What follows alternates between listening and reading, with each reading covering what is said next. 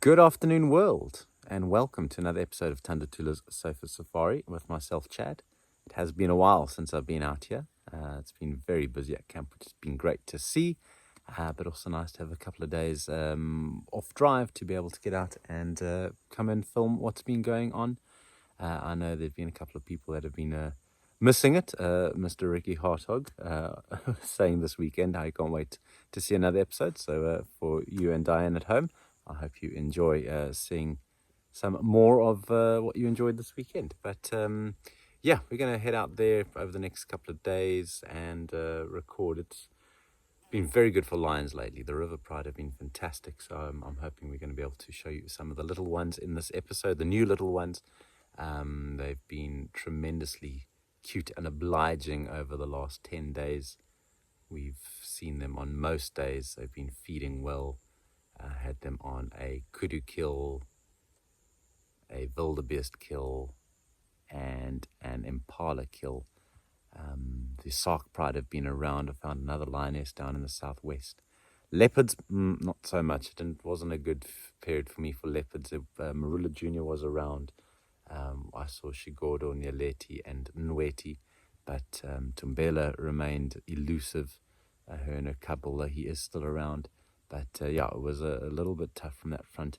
Even the elephants weren't as abundant. I mean, the last few days I only saw a couple of bulls. The herds were around. There were droppings, there were tracks. You could hear them. I just wasn't finding them. It was a slightly tough few days for me out there. I'm not going to lie. The last couple, other than lions. But hey, lion cubs, I've said last year this time when we had the River Pride and their cubs, takes a lot for me to be drawn away from them. So as much time as we could spend with them, we did. And yeah, I'm sure we will get to see them and hopefully a lot more in this episode. So come along for the ride, make your coffee, pour your G&T, and let's go see what we can show you. Oh, and I have a new phone, so I can hopefully get some better recording of that doesn't just come from those big boys over there. But without further ado, let's carry on and see what is out there. This is not a bad welcome back to Surf Safaris.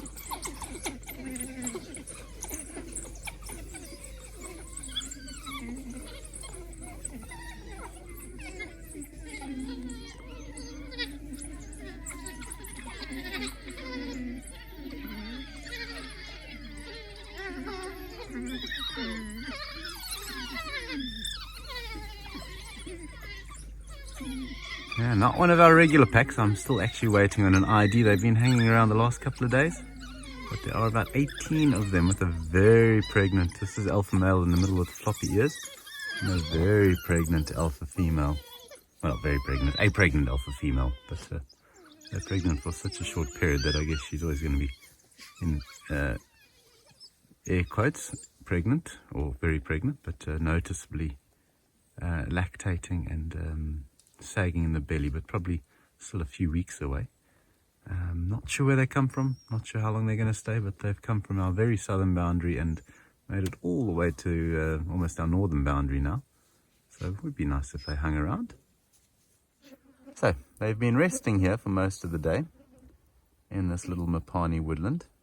As a result of that, the odors surrounding me at the moment are most unpleasant, but the company is great. You can just see them scattered around, hiding in the shade. I actually used this as an example yesterday of when these dogs lie in these Mapani thickets, how well those coats allow them to blend in. So our usual dogs that we get to see, we've got a pack of, I don't need that in now, got a pack of 12, and then the big pack of 31. I don't believe this is the same. That pack of 31 is very characteristically dark, some very, very black individuals, which we don't have here. This is a lot more tan, a bit more white on them. Going to settle in the shade. So yeah, pack of 18, a male with these floppy ears, very characteristic, and it should be an easy identification for our wild dog researcher from the EWT to get an ID of this pack. Excuse the car driving past. We're very close to our entrance. And look forward to finding out who they are. Suspect they maybe come from further south in the Timbavati. There was a pack that denned there last year. although they don't look like many youngsters, possibly even a pack from the adjoining concessions in the Kruger. But as soon as I know, I'll let you know, probably on the blog, not here. But yeah, we'll spend a little bit of time with them. We are 4:20 now, so it's still quite warm. The sun is still quite high, but I suspect in the next maybe half hour or so they will get up. Unfortunately, probably going to head straight to the tar road and use that as their main arterial route to the north if they carry on the route they went this morning. But I'm going to hope and pray that they go that way, deeper into our area. But let's stick around and see what they get up to.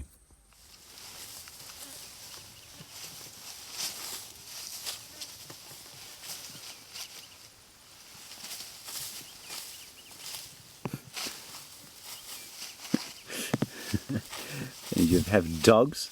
I'm sure you've seen them rolling around in the grass like this before. Help with the niche. The problem is the grass here is a little longer than most of us have at home in our lawns.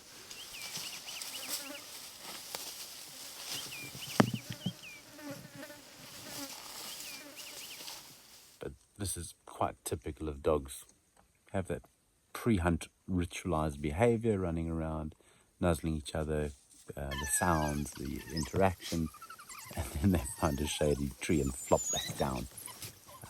Usually about 20 minutes, half an hour before they do get up again. I think going to be more reliant now on the alpha pairing and their decision. But with a very pregnant alpha female, she is seeming less likely. We've had them yesterday morning, and like 7:30 they were fast asleep. Fat bellies, they'd eaten well, but not that morning. Must have been from the afternoon before. So I think as she tires, the pack acts or is less likely to get active early. Not always great. The more she feeds, the healthier she stays, the better it is for the potential survival of those cubs. In fact, bigger packs that eat more tend to have alpha females giving birth to larger litters of pups. A pack this size should average potentially up to 20 pups in the Kruger region.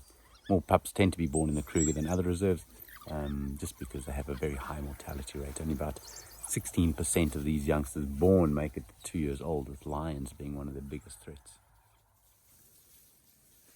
So they are slowly getting mobile for the hunt. I'll stick with them for a little bit, but I don't think it's going to be... Ow! The flies biting my ear. Don't think it's going to be the easiest terrain. So we are on the move. Got to try and avoid bumps where elephants have been digging, and try to keep up with them. Like just starting off with a gentle trot at the moment.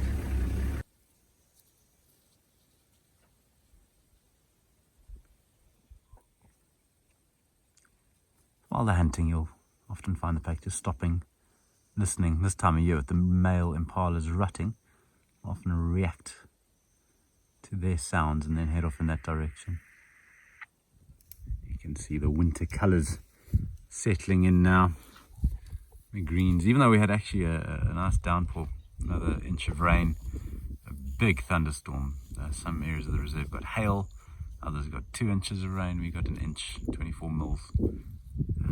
It's probably not going to do much to change the shade of this bush. It is properly winter now. Or, I guess, what's the one? Autumn, that's the season.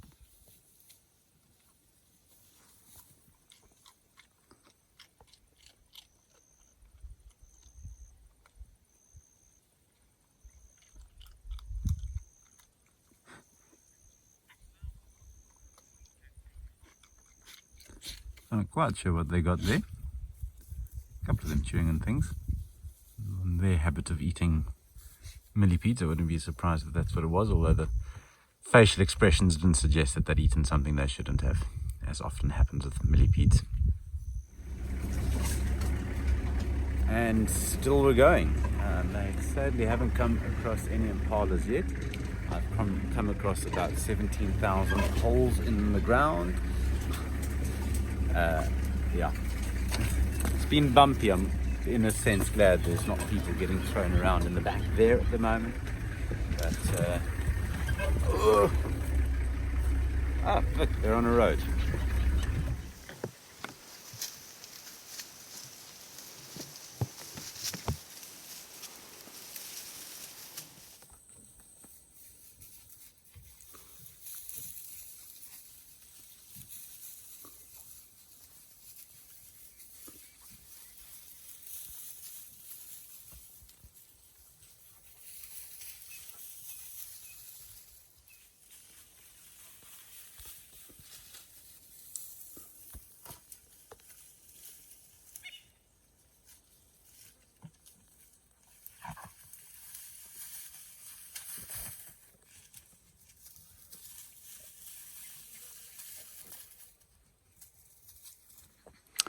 Okay, these dogs are heading up the Zebanine.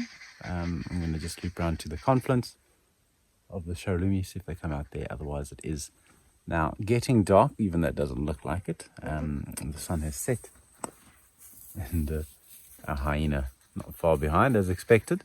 Yeah, I can't see these dogs. Well, it is going to be a full moon, so they may hunt in the full moon. But yeah, we're not going to be able to stick with them. Don't want to view them after dark. So got a few more minutes with them. Otherwise, yeah, welcome back to Sofa Safari. That was a nice afternoon. And considering it has been busier in the reserve with the vehicles being a long weekend now, pretty incredible that we've spent the whole afternoon with these dogs on our own. Got a few hyenas coming through, actually.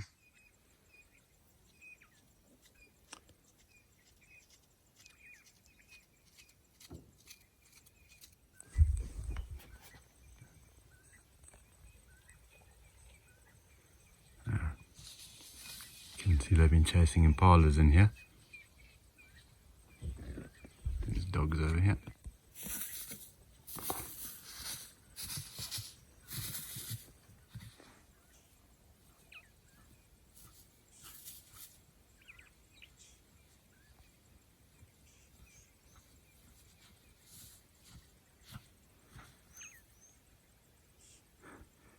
Stopping to listen to if anybody else had success.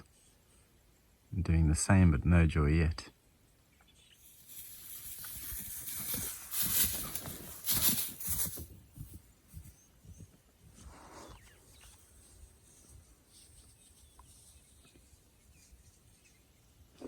You got excited there, but they're not. So, I don't know if they killed something. One dog and one hyena ran off. These two are just standing waiting.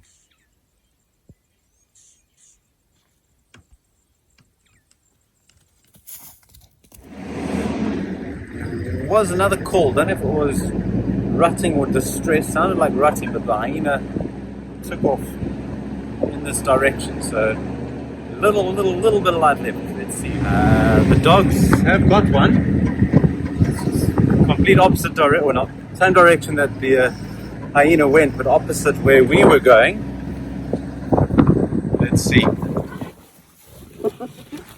They did make a kill, but the hyenas sadly have got it.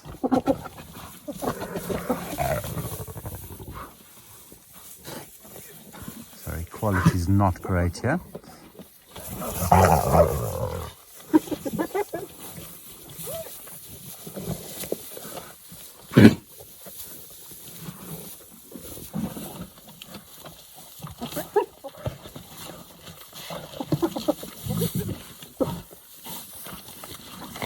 Their patience was rewarded, these hyenas. And even with a pack of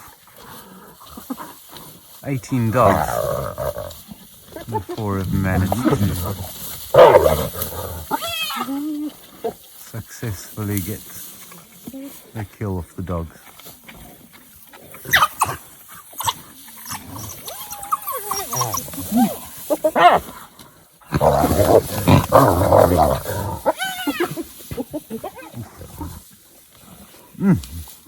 That is a completely different set of smells now. It's a stomach content that's been ripped open.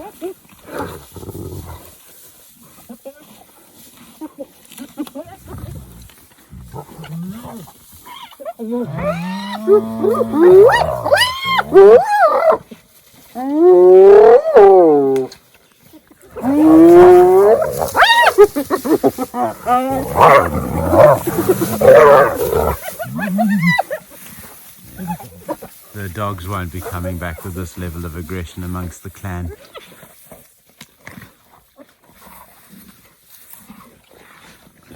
So just apologies for being so low light and so grainy, but hey, just listen to the sound.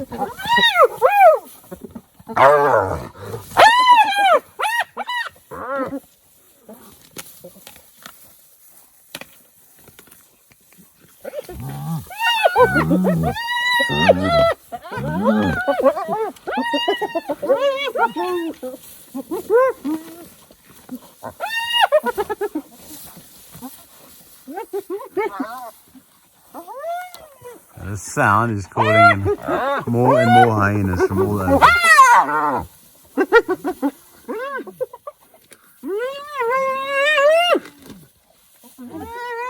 Some young'uns, see how high they are.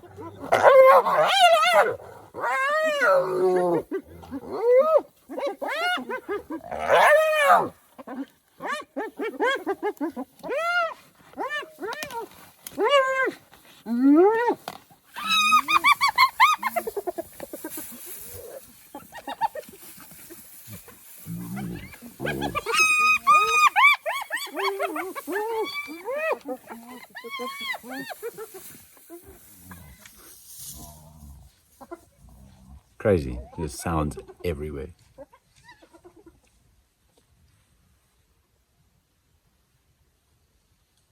You can hear hyenas calling the distance, dogs contact calling. TIA, this is Africa. Brilliant, good way to end off a night. Maybe not so much for that impala, but definitely the most hyena action we've had on an episode.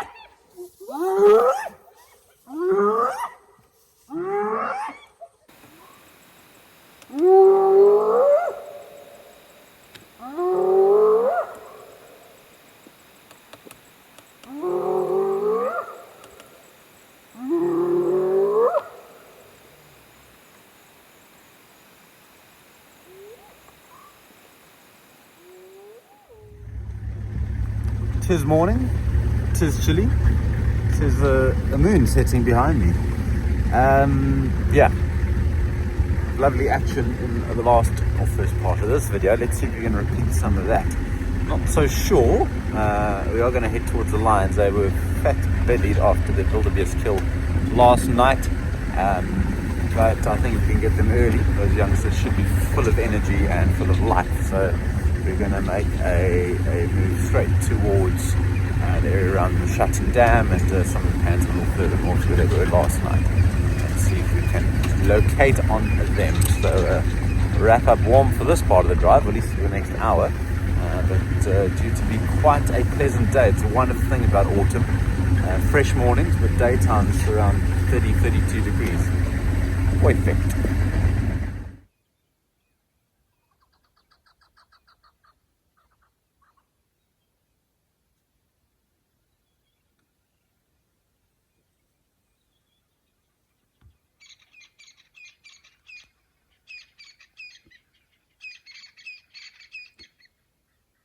Sounds of another morning in the bush.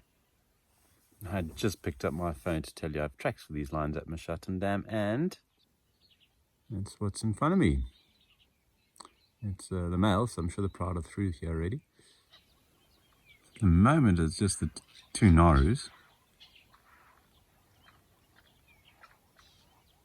The sounds of rutting impalas filling the background.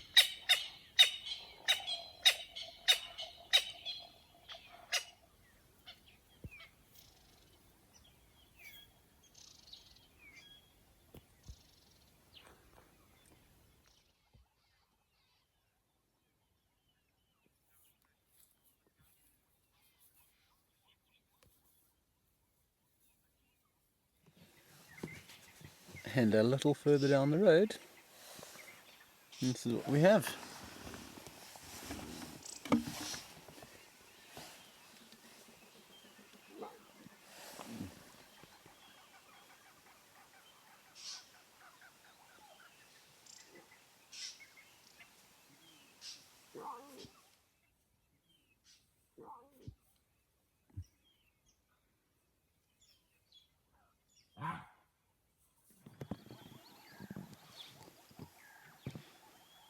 These two adults have emerged from the riverbed. Just paused on the edge. They're looking very intently onto the open area. From my position, I don't see what they might see, but there's something, I'm sure. Maybe a wildebeest, maybe impala, more than likely impala.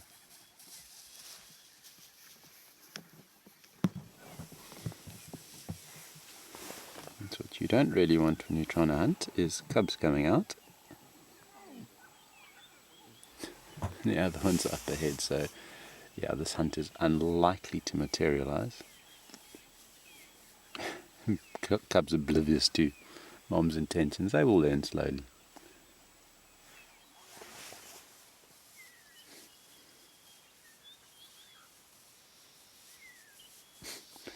Mom hasn't taken her gaze off of the quarry. So this pride only finished their wildebeest yesterday afternoon. You can see from the bellies, hunting is not number one on their list of things to do today. However, as we always say with predators, they're ever the opportunists. And they just popped out now, spotted something, and are potentially taking the opportunity. I don't know where that second female, she ran kind of this way.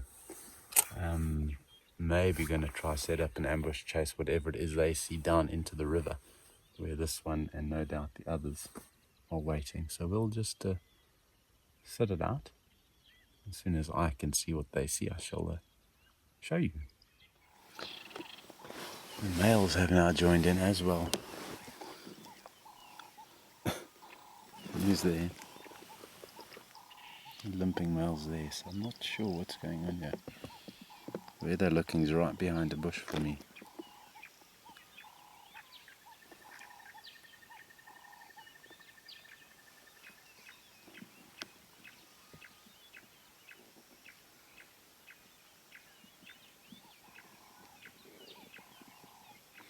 Fortunately, they're not using cover. They're right in the open, these boys. It won't bode well. You might hear the snorting of the wildebeest. And I don't know what these lions expected walking out in the open, but yeah, the wildebeest has seen them.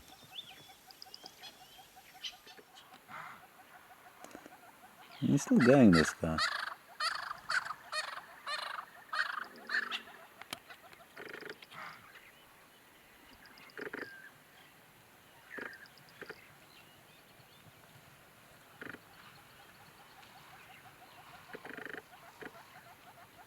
On his 3 legs.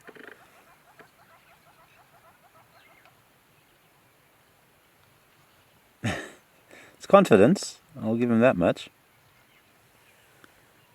But you can hear the herd storming off. He's still standing alert.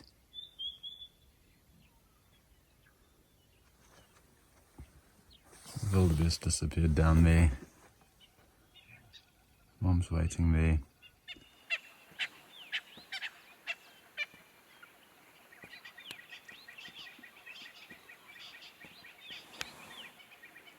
This is that lioness that broke off. Making her way back to join the others.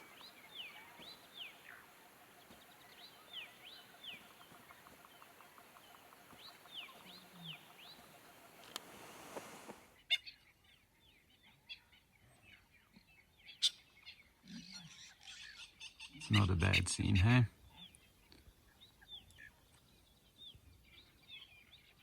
Do seem to have left the 3 younger cubs behind.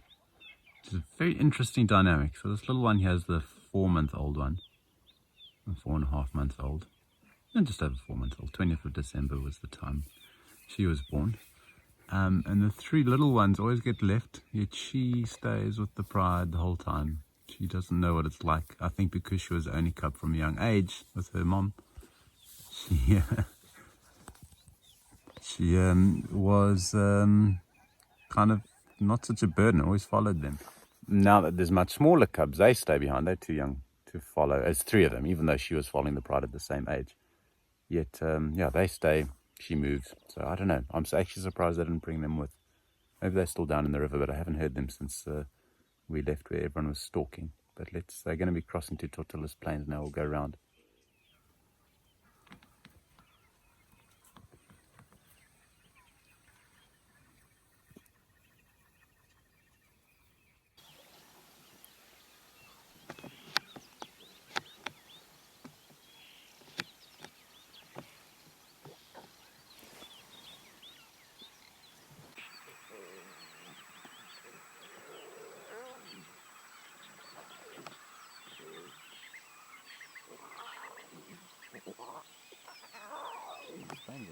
Settled here.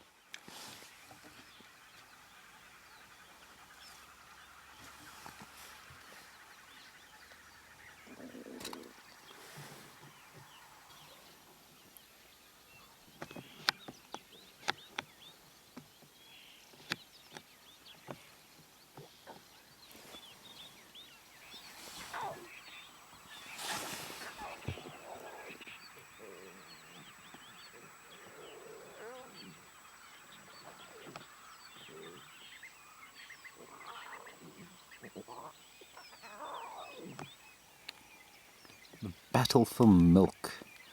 Fortunately, Mum has 4 teats, 3 babies, so even I can do that math. However, getting in to those 4 teats is not the easiest, as you can see. She is obliging, and she lifts her leg, just opening up access to some of the others. And although these cubs would have been feeding on that wildebeest, they're about 9 to 10 weeks old now. Definitely going to be getting more of the nutrition from Mum's milk than the meat. They can't participate when the whole pride is feeding. They're just too small. They're going to get caught up in the fighting, and they will feed on the bigger kills once adults have kind of moved away. They can still, they're young enough that the big males don't actually mind them feeding while they're feeding. And they struggle to get the food out of the carcass because, the adults eat all the easy to access stuff, so there's just the tougher parts, the bones, the tougher sinews by the time they're often there. So it's not as easy. They haven't got the strong jaws, the big teeth. Much easier for Mom to just roll over and these guys to latch onto a teat. As you can see, they're doing expertly now.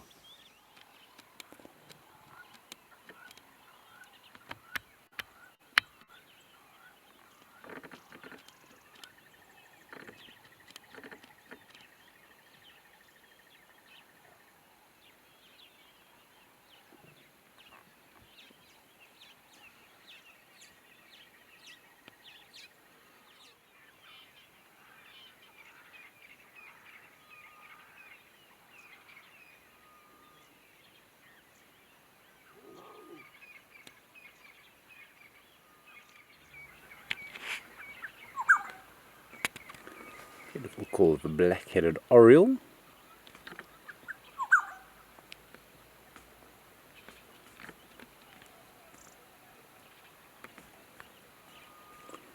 Exactly the same place as Pride came to rest a couple of days ago.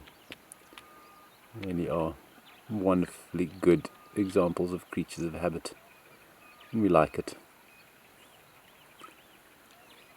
They'll just scent marking, scraping, and then he'll urinate in that sand as he's doing so.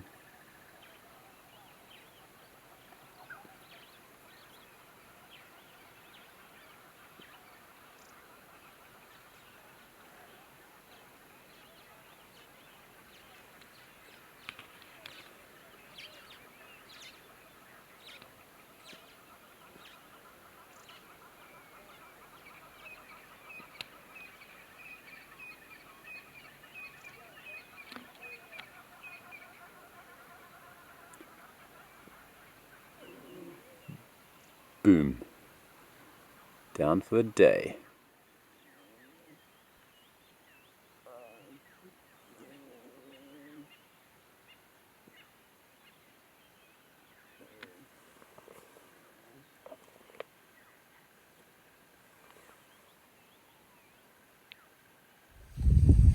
Alrighty, so those lions have now drifted off to sleep. Full bellies. It's warming in the sun. It's chilly in the shade. Very cool in the shade, but warm in the sun. So they're going to nap now for the day. They'll be out in the open afternoon, so I may just come back. It's their inaugural episode. So, or was it? I know it's debut. I don't know if inaugural works. Whatever, debut. I won't be smart with my words. So I would like to give it a little bit more time. So I think I'm going to come out this afternoon and get a little bit more footage of them, and then we'll call it an episode. But yeah, let's carry on bumbling, see if we can add anything else this morning. But so far, this has been a good couple of sightings that we have added to our Sofa Safari series. One of our colleagues has got tracks for cheetah in the southeast, but not particularly fresh. However, it does mean that the cheetah are still around, with lions having been to the north the last couple of days. Could still be on these open areas out in the east, southeast. So we're going to just take a little bumble through there, and otherwise return this afternoon. Talk about cheetah. We did actually have a couple of cheetah right here on Twitter's plains 5 days ago. I'm very, very unsure of time at the moment, but yeah, not particularly long ago. It was a mom and a sub-adult. Not a pair that I'd actually seen before. I think there was a report of them around the southeastern corners. It was still, she had 3 youngsters. I'm sure it's the same female. Maybe not. Who knows? They wander widely, particularly the females. But yeah, we had them walking through here, which was a wonderful scene. So I don't know if the tracks that are in the southeast are for her or for the other relaxed female that does frequent these areas. But at the moment, clearings are clear, strangely.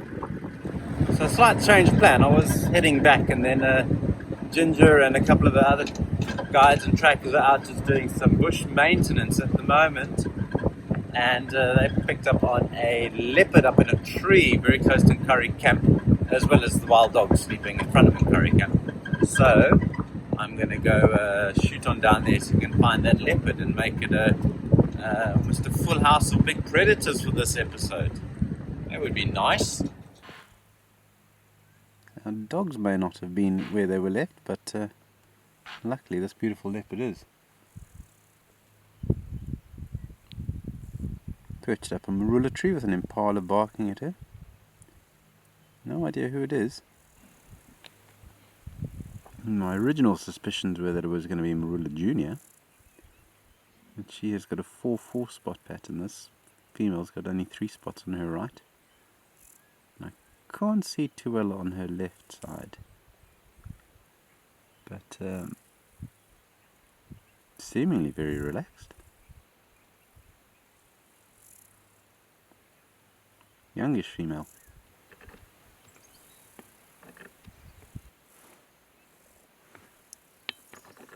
Okay, so that leopard that we were with, she got down from the tree and ran off. I thought it was actually after some mongooses. I'm not too sure. Not sure who she is. Wondered, because Ginger had found her a while ago, she was just sitting in the tree, and I wondered why she was still sitting there when I got here. But hiding in the bush, there's a kill. So that may explain it. Big impala. And she was a small leopard, so I'll maybe move a little bit out this area. She's obviously a bit nervous, and we'll leave it, and hopefully she can get this carcass up into a tree. Okay, so I'm not surprised I didn't see them. A little bit off the road, but here are some dogs there. There's another bunch lying in the shade there. You can see a tail and an ear. And just over there we have Nkari Homestead. So it looks as though these dogs are settling here for the day. It is getting warmer, so I can't imagine they're going to do much. I believe they did again kill this morning, and that same clan of hyenas stole their kill. So hopefully for them this afternoon they have a little bit better joy eating, or catching and eating something on their own. They may have had something else during the course of the morning. I mean, they're not looking particularly hungry, but there they flopped down in this long grass and they are gone. So I don't even feel bad having driven 30 meters past them earlier and not seen them.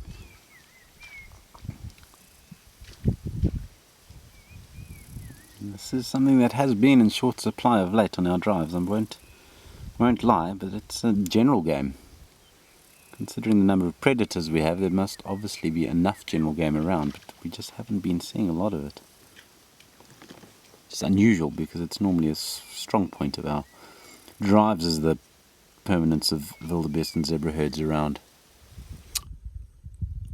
I was pre-editing this episode in my mind on the way back to camp and realised that I have more than enough footage to fill half an hour, probably still too much footage. So my grand plans of going out this afternoon to be able to film more is great, except I'm not going to be able to fit it in anywhere, so, or at least not in this episode. So I'm going to call it quits for this one. I hope you have enjoyed it. It's been quite a predator-filled and good action with the hyena interaction, the dogs chasing the impala, the lions trying for their wildebeest this morning. It's been a really, really wonderful couple of drives from a predator point of view. So I hope you have enjoyed watching this with us. I will go out again this afternoon and film a little bit more, and hopefully either towards the end of this week or beginning of next week be able to get enough to complete another episode. I can't tell you exactly when it will be out. I'll try my best for next week, but yeah, keep looking out on this channel, our other social media feeds as well. We now that I've got a new phone, I'm putting more and more content on there, and yeah, we look forward to sharing this autumn tinged bush with you for many more weeks as winter pushes on. But until next time, I hope you'll keep well, stay safe, and yeah, we will see you again very, very soon. Cheerio.